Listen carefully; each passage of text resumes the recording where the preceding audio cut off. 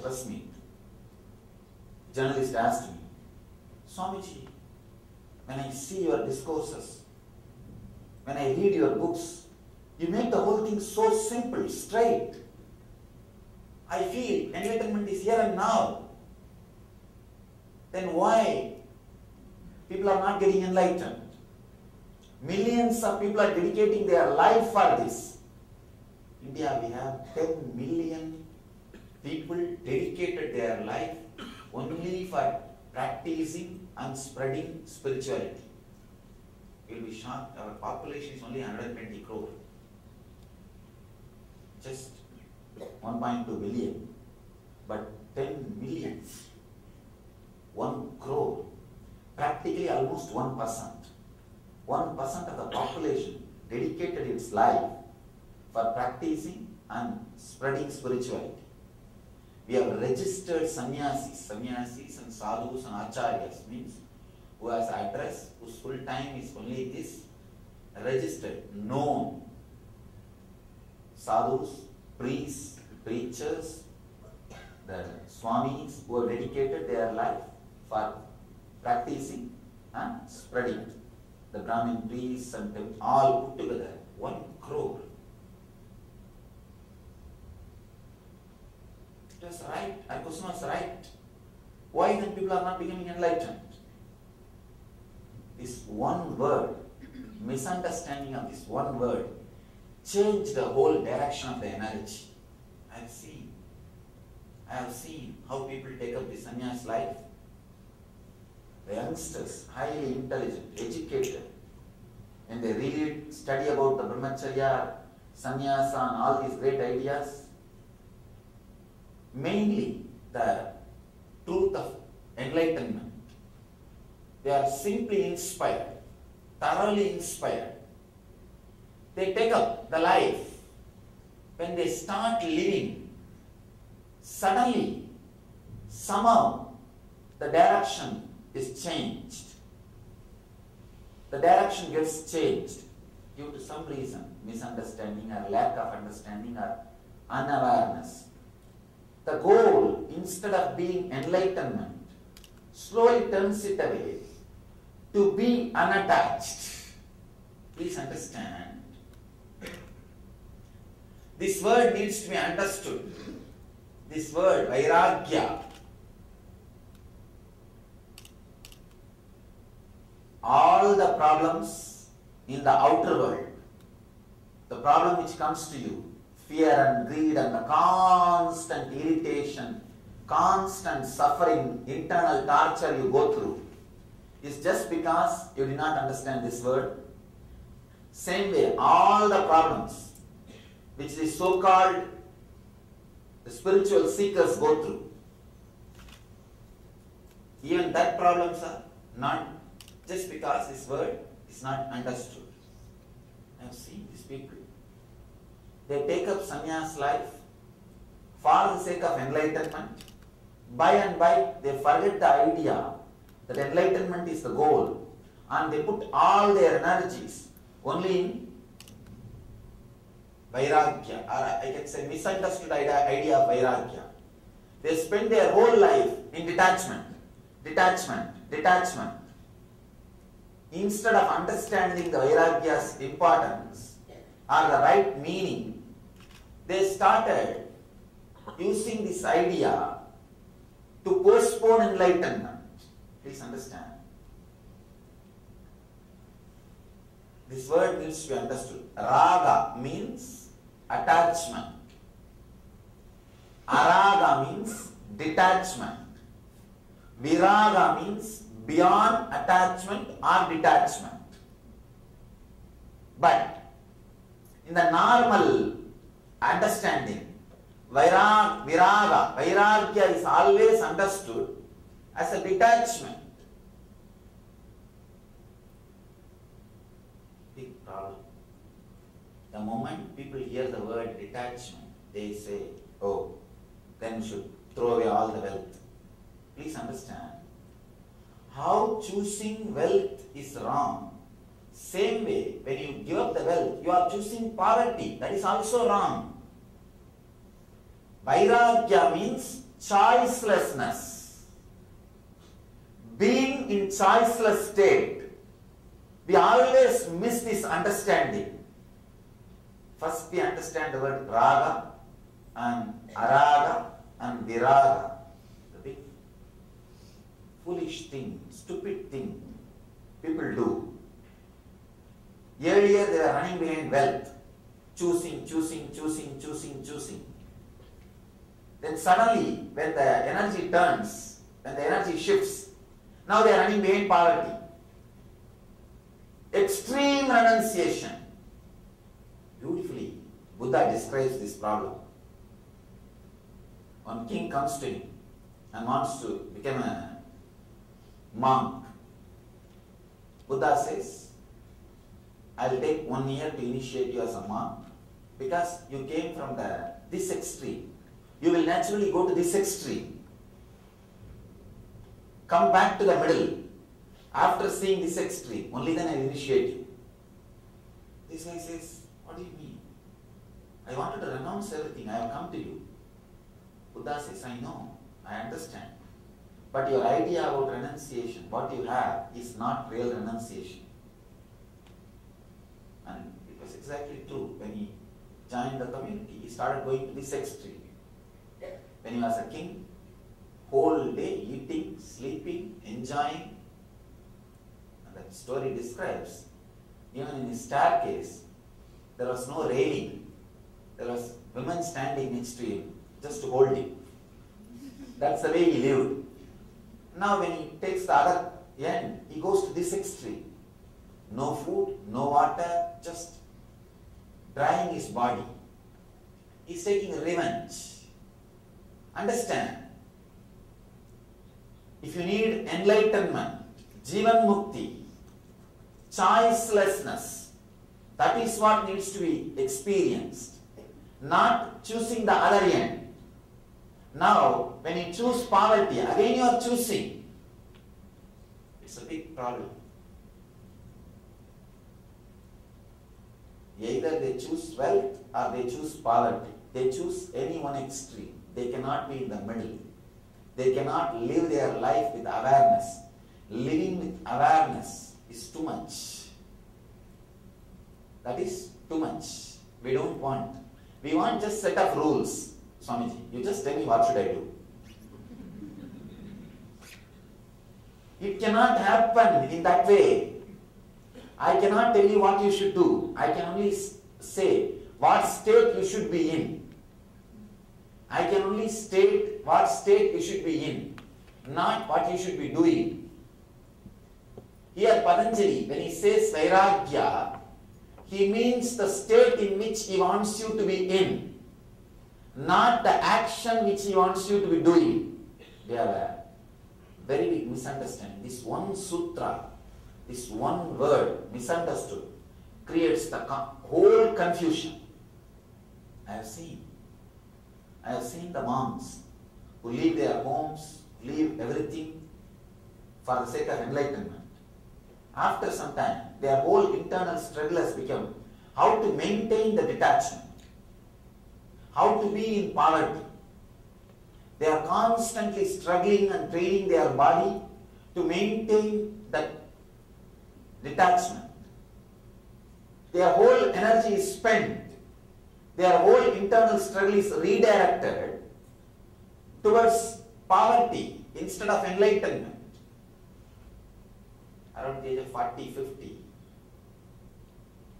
they come to a conclusion, enlightenment is not possible. At least let me live a sannyas life, means poverty, chastity, purity. They take up this, and I asked them, what is your main struggle, Swamiji, inside? They say, maintaining the sannyas life. It's the worst thing can happen to human being. You renounce the whole thing for some purpose, and that idea also is misunderstood. That idea also misunderstood. Unimaginable. Unimaginable.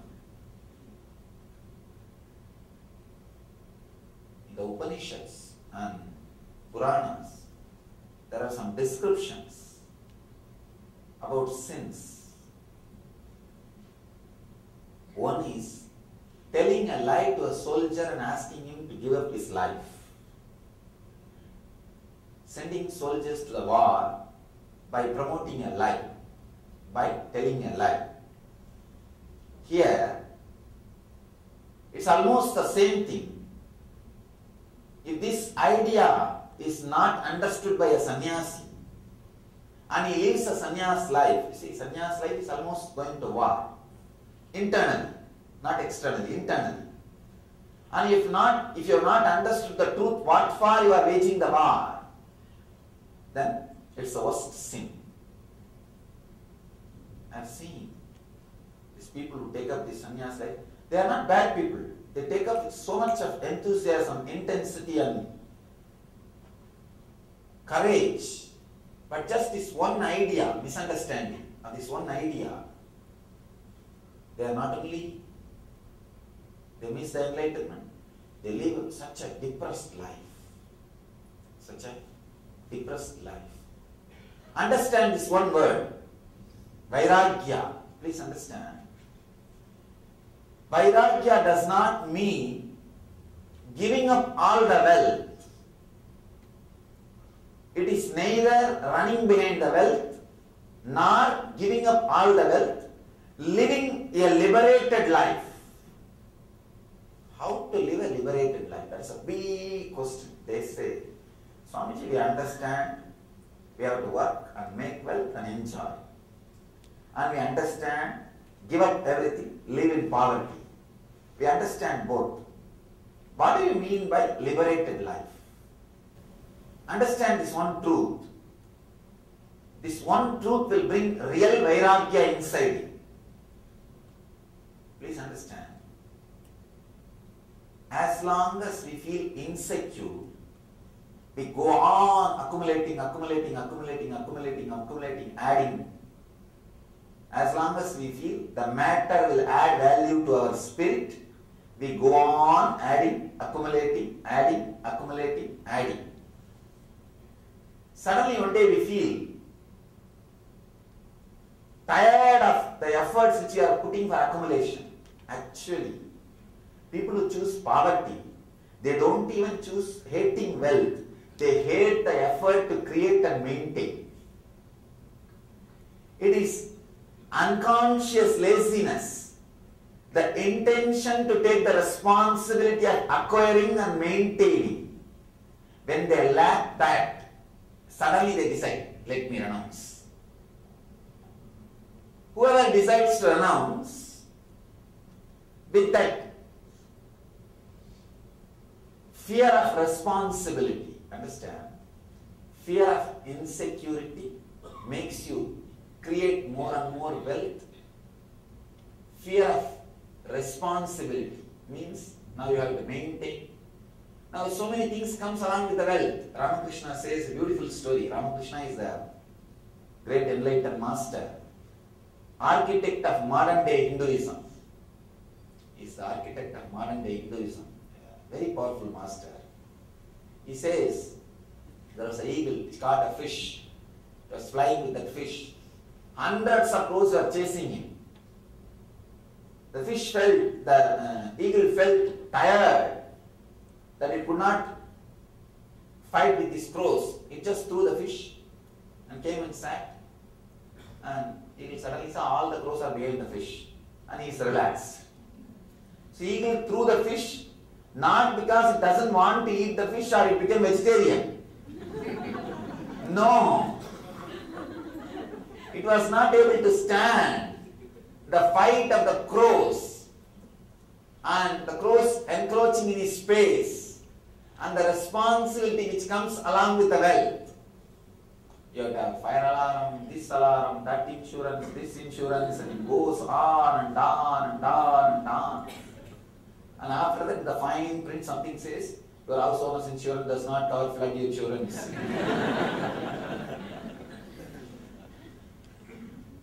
Homeowner's insurance does not cover flood insurance. Anyhow, the responsibility, when it becomes too much, suddenly you choose poverty. You choose poverty not because you don't enjoy the wealth, or you don't want the wealth, or you don't want the comforts and luxuries added by the wealth. You don't want the responsibilities and stress and tension added by the wealth. That's the truth. When you renounce the wealth, you go to that extreme. You choose poverty. You choose poverty. I have seen sometimes people spend more money to be in poverty. Really? Vairagya, misunderstood. Vairagya was not understood properly. The so-called Vairagis, I can say almost all complications and problems are created by them. If they are free to have a cup of coffee in any chai shop, a cup of milk in any chai shop, that will be a lot more easy. But they have their own ideas. No. That will be very costly milk or rich milk. I want a simple cow's milk. So naturally what has to be done? With one vehicle, cow has to go with them.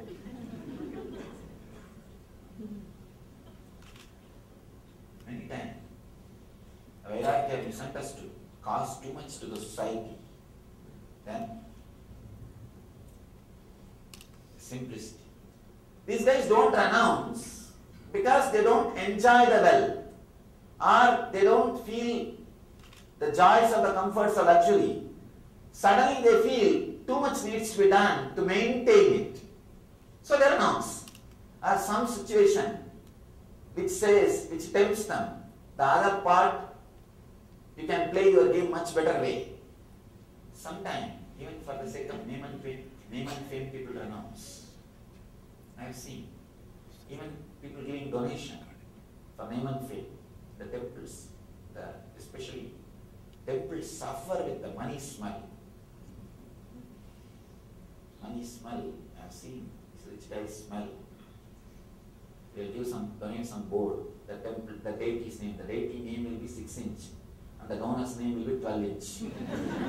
And you don't know whether the shrine is the deity or the donor's shrine. No, really. It is the deity's shrine or the donor's shrine. You will not even know about it. And the tube light, they will donate a tube light to the temple, and the tube light in black paint, their name, their forefathers' name, their grandmother's name, the grandfather's name, in all their memory, they have donated, and their son and daughter's name will be there in a black paint. If you switch it on, only black boards will be seen there.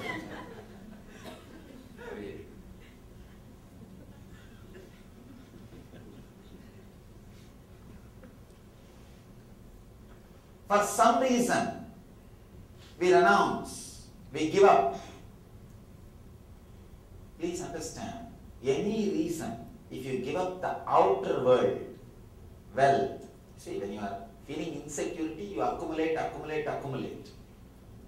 And when you feel loaded, stressed with this wealth and tired, unable to handle all the things needed to maintain that wealth, then you suddenly give up. Giving up because of laziness, not because of anything else. Now you claim this as a Vairagya. No, please understand.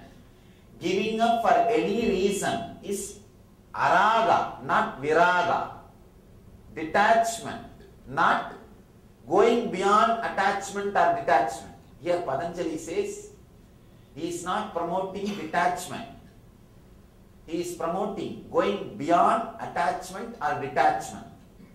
How can that happen? How can that happen? Understand this truth. How that understanding, that click happened in me. Let me describe.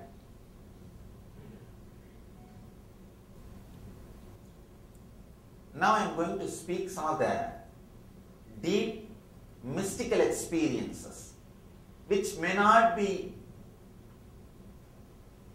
commonly understood by logic. Please understand. Just because common logic doesn't understand, do not say, do not think that does not exist at all. All the scientific discoveries which are your everyday life today, 20 years before, nobody can imagine that cell phone is possible. 30 years before, nobody can imagine just by pressing a button, the ocean of knowledge, internet will be open in front of you. But now it is true. 20 years before, which you can't comprehend with your logic.